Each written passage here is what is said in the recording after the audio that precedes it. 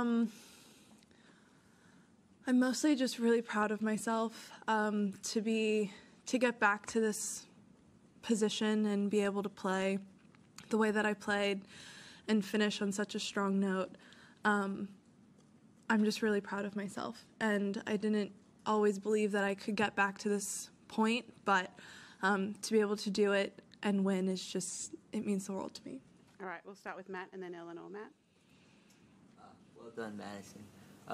I mean, I know you have nothing to compare it to, but where you sit now, and given like this journey that you've been on in order to get here, I mean, can you reflect at all about like how it feels having gone through all that and to get to this and to sort of get to the top of the mountain this way, rather than maybe if it had happened 8 years ago or something like that? I know it didn't happen, but I'm just sort of curious that, you know, sort of the classic idea of, does it make it all worthwhile? I think everything kind of happens for a reason, and I think for me specifically, I kind of had to go through some tough things, and I think it just kind of forced me to look at myself in the mirror a little bit and try to work on the kind of just internal pressure that I was putting on myself. I felt like from a pretty young age, I kind of felt like if I never won a Grand Slam, then I wouldn't have lived up to what people thought I should have been. And that was kind of, it was a pretty heavy burden to kind of carry around. So I finally got to the point where I was proud of myself and proud of my career with or without a Grand Slam. And I finally got to the point where I was okay if it didn't happen. I didn't need it to feel like I had a good career or that I deserved to be, you know, talked about as a great tennis player. And I feel like finally letting go of that kind of internal talk that I had just gave me the ability to actually go out and play some really good tennis to actually win a Grand Slam. Okay, Eleanor? You were in here the other night talking about how you wanted to be inspired by sort of the way Aryna played, and you didn't want to be passive at the big moments, and you wanted to be able to go for your shot. So how proud are you of the way that you finished that match?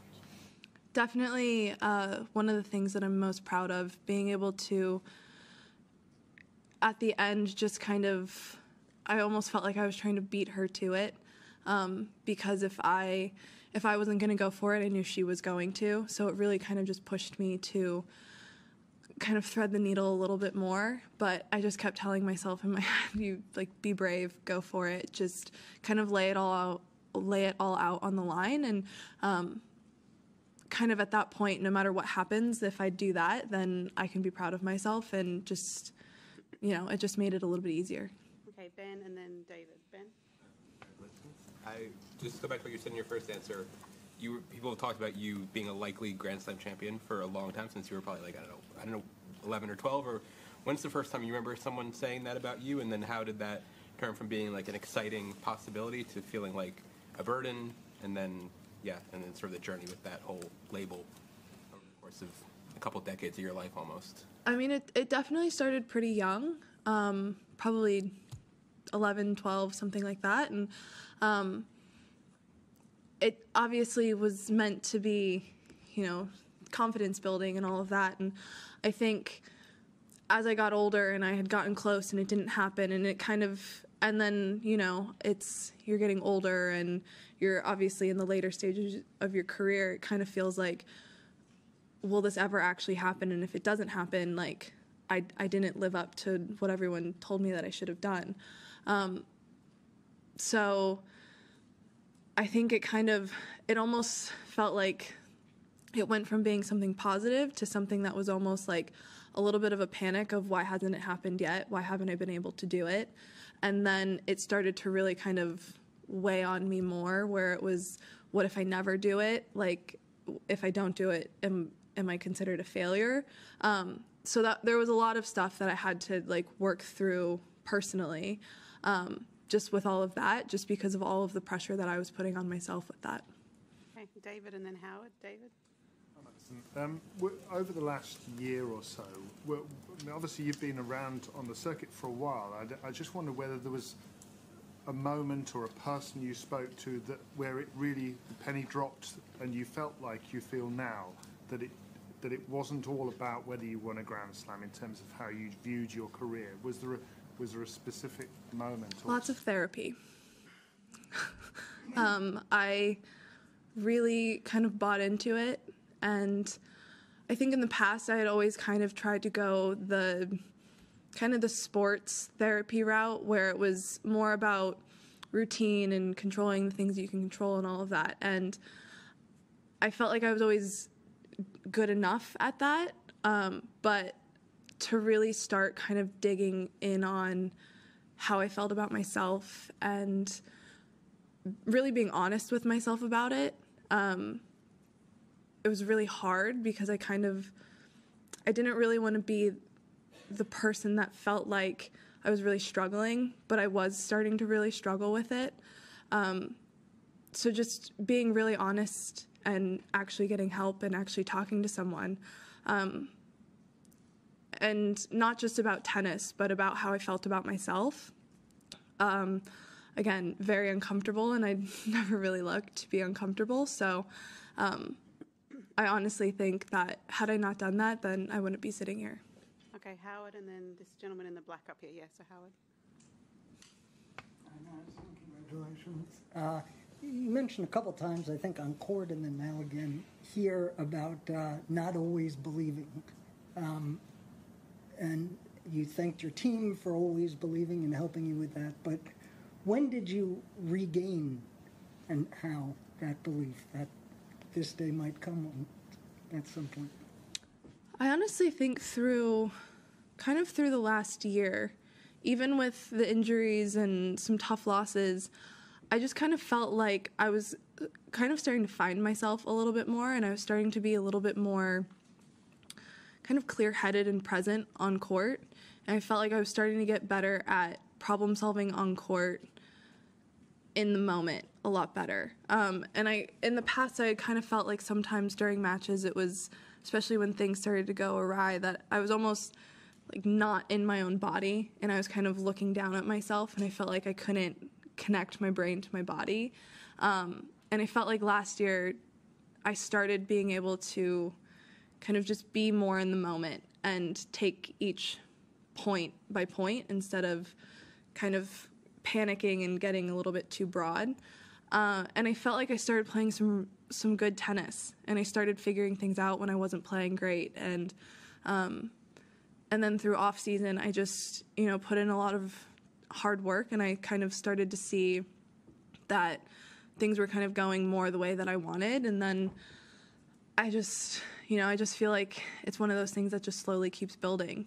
And all of a sudden, you're winning a bunch of matches in Adelaide, and then you're coming in here. And then I think, winning that match the other night against Iga was really kind of a big hurdle, where I felt like I'd always believed that I could do it, but to do it that way, I think really I thought to myself after the match that I can absolutely win on Saturday. Okay, this gentleman here, and then Kath and Charlie. Yeah. Pretty much the same question. Has there been a moment of realization during the tournament where you thought, well, I'm doing pretty fine here, because your run was remarkable, especially the last 5 wins?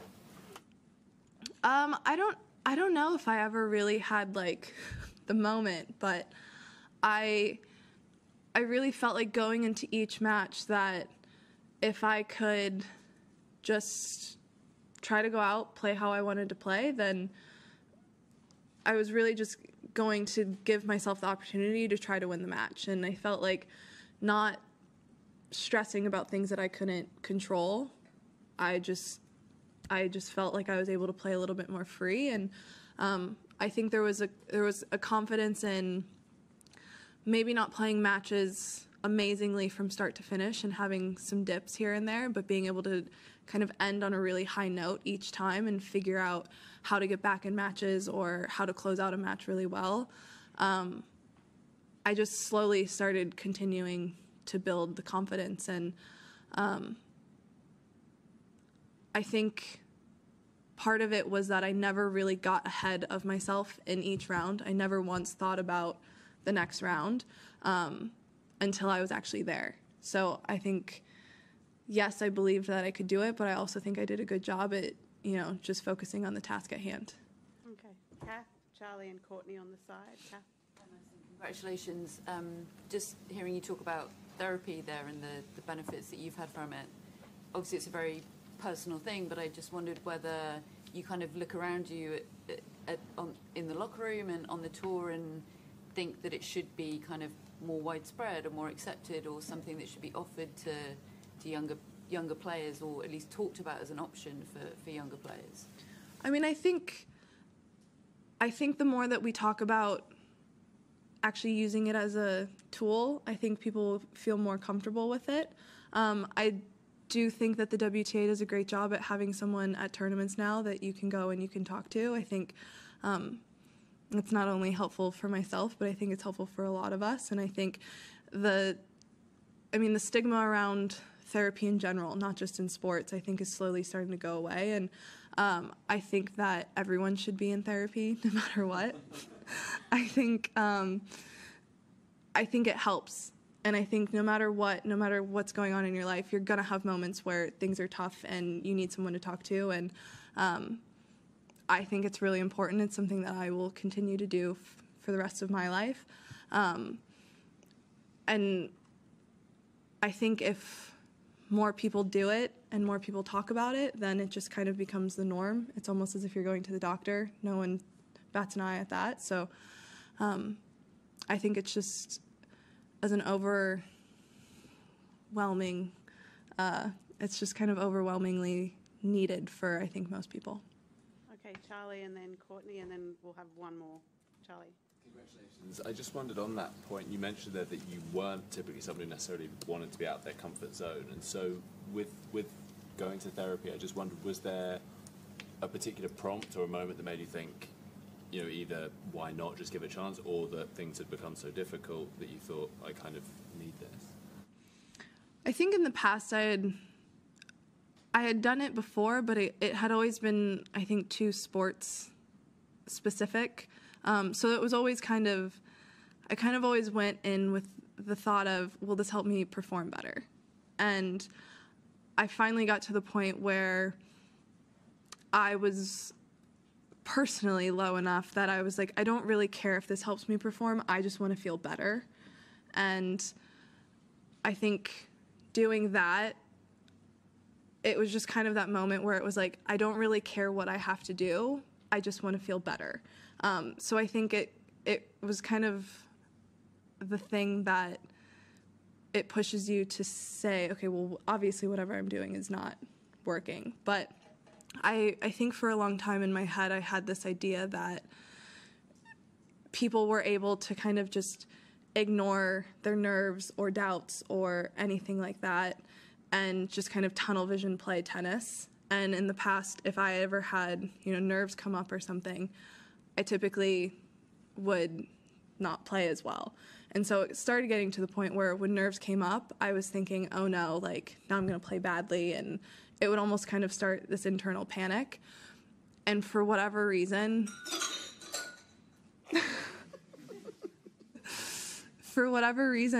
it was kind of just this light bulb moment where I started really buying into, I can be nervous and I can still play good tennis. Those things can live together.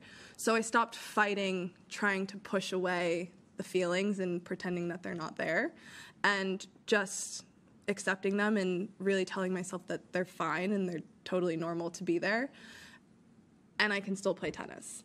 And I think doing that day in and day out and just kind of accepting that it's going to be uncomfortable, you're going to be nervous, there's going to be thousands of people watching you, but you can still do it. And then starting to actually be able to do that just kind of started to give me a little bit more confidence. Okay, we'll do two more. Courtney, and then last one here. Congratulations. Just wondering, there's been some really positive receptions. Sloane Stephens, a couple of others have expressed their delight at your success tonight. I'm wondering what it means to you when you see peers taking genuine joy in in your success here? And also, has the phone been running hot? Have you had messages sort of coming left, right, and centre? I've really grown up on the tour, and I've grown up with some other amazing people on this tour, and some of my closest friends also play. So I think we all are very good at cheering each other on, and their wins feel like our wins. So to be in the position of actually winning and them getting to be the cheerleaders, it feels really nice, just because after all of these years, watching all of my friends do so well, it has always felt like a win for me. So I'm happy that I can repay the favor. All right, last one here. Just a question about tomorrow's final. Obviously, Alexander Zverev is a bit in the same position. He's been chasing his first Grand Slam victory for a while. If you could just give him one piece of advice, what would it be? Against Yannick, I feel like he has better advice to be Yannick than I do. But I mean, I think at some point it's really just kind of letting go of the stress of will I ever win one, and not really worrying about it and just playing tennis.